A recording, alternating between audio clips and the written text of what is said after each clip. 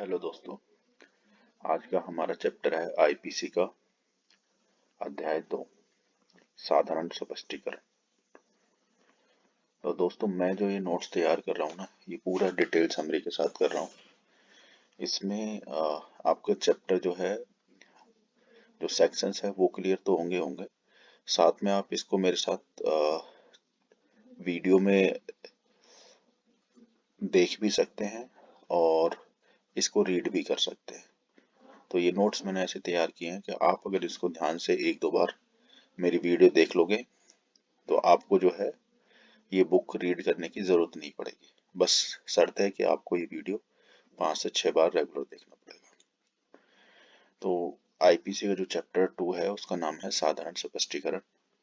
इसके अंदर जो सेक्शन कवर होते हैं वो सेक्शन 6 से लेके सेक्शन 52 के तक कवर होते हैं। तो इन्हीं सारे सेक्शनों को आज मैं आपको डिटेल्ड साथ साथ बुक वाइज रीड भी करेंगे और उसको क्लियर भी करेंगे कि वो सेक्शन बेसिकली क्या कहता है।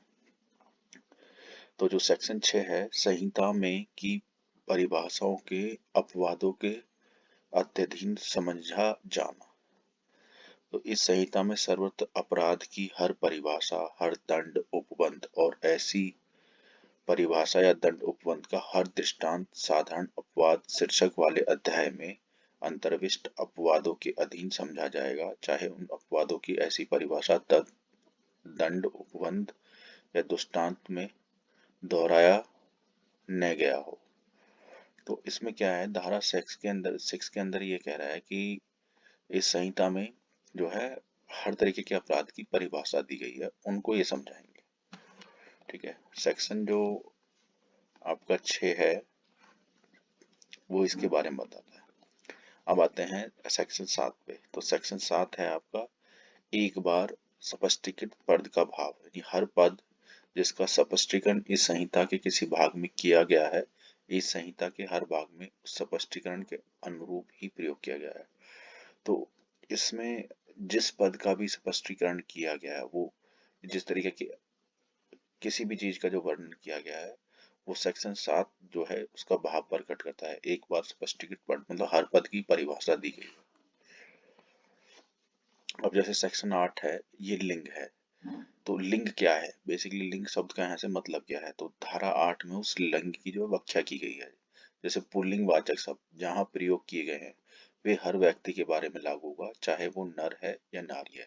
मतलब सेक्शन 8 में अगर कहीं भी आपको किसी भी रिपोर्ट में लिंग शब्द का अगर जिक्र पाया जाता है या कहीं भी किसी भी केस के अंदर लिंग शब्द का यूज होता है, तो लिंग शब्द का मतलब हर व्यक्ति के बारे में है, चाहे वो नर हो या नारी हो। अब सेक्शन जो 9 है वो वचन के बारे में बताता है। अब आपको अगर कहीं वचन शब्द का उल्लेख मिलता है तो वचन की परिभाषा क्या होती है वो सेक्शन 9 में डिफाइन है। जब तक कि संदर्भ से तत्प्रतिकूल प्रतीत न हो, एक वचन द्योतक शब्दों के अंतर्गत बहुवचन आता है और बहुवचन द्योतक शब्दों के अंतर्गत एक वचन आता है। तो एक वचन और बहुवचन का सेक्शन 9 में जो है व्याख्या की गई है। अब आता है सेक्शन 10, जिसमें आता है पुरुष और स्त्री। तो पुरुष शब्द किसी भी आयु के मानव नर का प्रतीक है, द्योतक है, और स्त्री शब्द किसी भी आयु की मानव नारी का द्योतक है। मतलब स्त्री क्या होगी, मानव नारी, और पुरुष क्या होगा, मानव नर। धारा 11 है जो व्यक्ति शब्द की परिभाषा देता है। तो व्यक्ति कौन है, कोई भी कंपनी या संगम या व्यक्ति निकाय, चाहे वो निगमित हो या नहीं, वो व्यक्ति शब्द के अंतर्गत आता है। अब आ जाता है धारा 12 अंदर के अंदर लोक। लोक शब्द की जो परिभाषा है, लोक का कोई भी वर्ग या समुदाय लोक शब्द के अंतर्गत आता है। सेक्शन जो 13 है क्वीन, ये जो है निश्चित है अभी, मतलब ये कानून अभी क्वीन वाला हमारे संविधान में नहीं है, इसको निश्चित किया गया अनुकूलन आदेश 1950 द्वारा। सेक्शन जो 14 है, धारा जो 14 है, सरकार का सेवक। अब सरकार का सेवक कौन होता है, इसकी परिभाषा यहाँ पे दी गई है। सरकार का सेवक शब्द सरकार के प्राधिकार के द्वारा या अधीन भारत के भीतर उस रूप में बने रहने दिए गए, नियुक्त किए गए या नियोजित किए गए किसी ऑफिसर या सेवक के द्योतक से है। मतलब भारत सरकार द्वारा या किसी भी गवर्नमेंट बॉडी के अंदर अगर कोई बंदा जॉब करता है, नौकरी करता है, तो वो एक तरीके से सरकारी सेवक है। धारा 15 के अंदर ब्रिटिश इंडिया विधि अनुकूल आदेश द्वारा, मतलब जो सेक्शन 15 है वो ब्रिटिश इंडिया की व्याख्या करता है, बट अभी ये निर्देशित है आदेश 1937 के द्वारा, अधिनियम 1937 के द्वारा। धारा 16 है जो है वो भारत सरकार की परिभाषा देती है, ये भी निश्चित है, भारतीय विधि अनुकूल आदेश 1937 द्वारा निश्चित है। धारा 17 सरकार शब्द की परिभाषा देती है, तो सरकार शब्द केंद्र सरकार या किसी राज्य सरकार से रिलेटेड है, उसकी द्योतक है। सेक्शन जो 18 है वो भारत की परिभाषा देता है, भारत से जम्मू कश्मीर राज्य के सिवा भारत के राज्य क्षेत्र अप्रेरित है। नहीं, अभी ये चेंज हो गया है। अभी क्या है कि जो धारा 18 है, भारत से लेके पूरा भारत और जम्मू कश्मीर भी उसमें इंक्लूडेड है। ठीक है। सेक्शन जो 19 है वो न्यायाधीश की परिभाषा देता है। न्यायाधीश शब्द न केवल हर ऐसे व्यक्ति का द्योतक होता है जो पद से न्यायाधीश अभिहित होता है, किंतु उस हर व्यक्ति का द्योतक है जो किसी विधिक कार्यवाही में, चाहे वो सिविल हो या दांडिक हो या अंतिम निर्णय या ऐसा निर्णय जो उसके विरुद्ध अपुल्य होने पर अंतिम हो जाए, या ऐसा निर्णय जो किसी अन्य प्राधिकारी द्वारा स्पष्ट किए जाने पर अंतिम हो जाए, देने के लिए विधि द्वारा सशक्त किया गया हो, तो उस व्यक्ति निकाय में से एक हो। ठीक है। अभी क्या विधि अनुकूल आदेश 1950 द्वारा प्रतिस्थापित है, 1951 अधिनियम संख्या 3 के द्वारा शब्द भाग के द्वारा लुप्त किया गया है। धारा जो 20 है वो न्यायालय के बारे में परिभाषित है। न्यायालय क्या है? तो न्यायालय शब्द उस न्यायाधीश का जिसे अकेले ही का न्यायिक कार्य करने के लिए विधि द्वारा सख्त किया गया हो, सशक्त किया गया हो, उस न्यायाधीश निकाय का जिसे एक निकाय के रूप में न्यायिक कार्य करने के लिए विधि द्वारा सशक्त किया गया हो, जबकि ऐसा न्यायाधीश या न्यायाधीश निकाय न्यायिकता कार्य कर रहा है, द्योतक है। सेक्शन जो 21 है, धारा जो 21 है वो लोक सेवक से रिलेटेड है। अब लोक सेवक कौन है? तो लोक सेवक शब्द उस व्यक्ति का द्योतक है जो एतस्मिन पश्चात निम्न वर्णों में से किसी एक में आता हो। तो इसमें कुछ परिभाषाएं दी गई हैं कि लोक सेवक हम किसको मान सकते हैं। तो लोक सेवक में क्या है? सबसे पहला तो विधि अनुकूल आदेश 1950 के द्वारा प्रथम खंड निर्देशित है। दूसरा, भारत की सेना, नौसेना, वायुसेना का जो व्यक्ति है वो लोक सेवक है। तीसरे में क्या कह रहा है? हर न्यायाधीश जिसके अंदर ऐसा अगर कोई भी व्यक्ति आता है जो किन्हीं न्याय निर्णायक कर्तव्यों को, चाहे स्वयं या व्यक्तियों की किसी निकाय के सदस्य के रूप में निर्वहन करने के लिए विधि द्वारा सशक्त किया गया। ठीक है, मतलब यही है कि लोक सेवक में कौन कौन आते हैं उसकी परिभाषा दी गई है। तो इसमें वही है जो गवर्नमेंट जॉब के अफसर हैं, नौसैनिक अफसर हैं, वायुसैनिक अफसर हैं, न्यायालय के अंदर काम करने वाले गवर्नमेंट ऑफिसर हैं, या किसी बंदे को राज्य सरकार या न्यायाधीश ने कुछ न्यायिक कार्य करने के लिए जो शक्ति प्रदान की हो, इस तरीके के आदमी को हम लोक सेवक कहते हैं। ठीक है। अब धारा जो 22 है जंगम संपत्ति के बारे में व्याख्या करता है। तो जंगम संपत्ति शब्दों से यह आशय है कि इनके अंतर्गत हर भांति की मूर्त संपत्ति आती है, किंतु भूमि और वे चीजें जो भूबद्ध हैं या भूबद्ध किसी चीज से स्थायी रूप से जकड़ी हुई हैं, इनके अंतर्गत नहीं आती। जंगम संपत्ति शब्दों से आशय है जिनके अंतर्गत हर भांति की मूर्त संपत्ति आती है, किंतु मूर्त संपत्ति आती है, लेकिन किंतु भूमि संपत्ति व चीजें जो भूबद्ध हों या भूबद्ध किसी चीज से स्थायी रूप से जकड़ी हुई हों, वो इसके अंतर्गत नहीं आती हैं। धारा 23 क्या कहती है? सैदोष अभिलाभ। तो सैदोष अभिलाभ विधि विरुद्ध साधनों द्वारा ऐसी संपत्ति का अभिलाभ है जिसका वैध रूप से हकदार अभिलाभ प्राप्त करने वाला व्यक्ति न हो। मतलब कोई भी ऐसा लाभ जो व्यक्ति उठाता है जो उसके लिए मतलब हकदार नहीं होता, गलत तरीके से किसी को लाभ उठाता है, तो उसको सैदोष लाभ कहते हैं।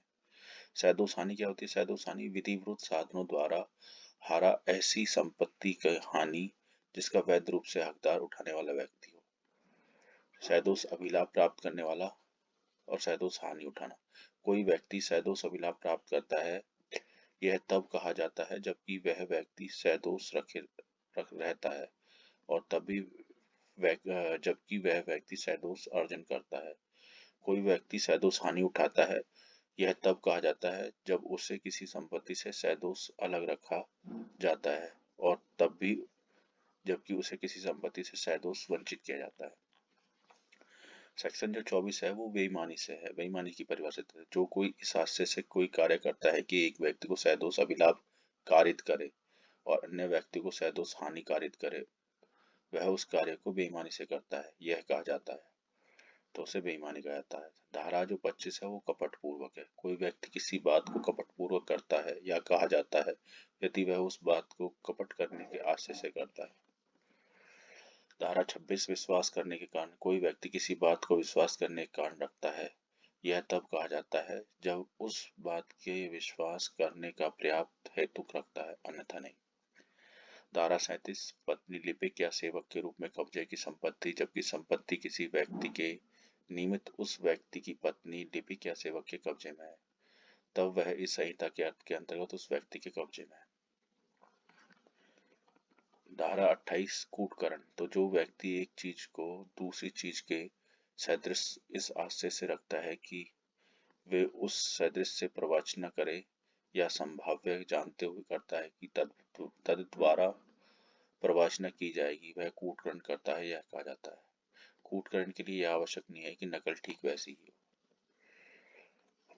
धारा 29 दस्तेवाज के रिलेटेड परिभाषा देता है। दस्तेवाज किसी शब्द भी विषय का द्योतक है जिसको किसी पदार्थ पर अक्षरों, अंकों या चिन्हों के साधनों द्वारा या उनमें से एक से अधिक साधनों द्वारा अभिव्यक्त या वर्णित किया गया हो, जो उस विषय के साक्ष्य के रूप में उपयोग किए जाने को आश्रित हो या उपयोग किया जा सके। धारा 29 का ये इलेक्ट्रॉनिक अभिलेख की परिभाषा करता है। इलेक्ट्रॉनिक अभिलेख शब्दों का वही अर्थ होगा जो उन्हें सूचना प्रौद्योगिकी अधिनियम 2000 की धारा 1 खंड ने सुनिर्देशित किया गया है।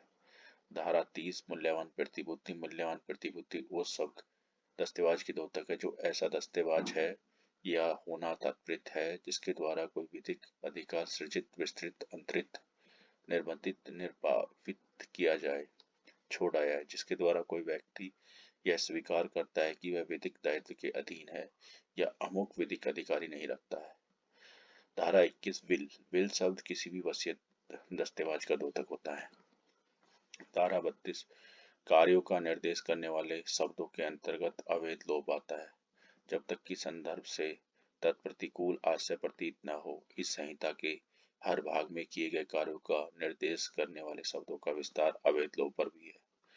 धारा 33 कार्य लोभ। कार्य शब्द कार्यवली का द्योतक उसी प्रकार है जिस प्रकार एक कार्य का लोभ शब्द लोपावली के द्योतक उसी प्रकार जिस प्रकार का लोभ का है।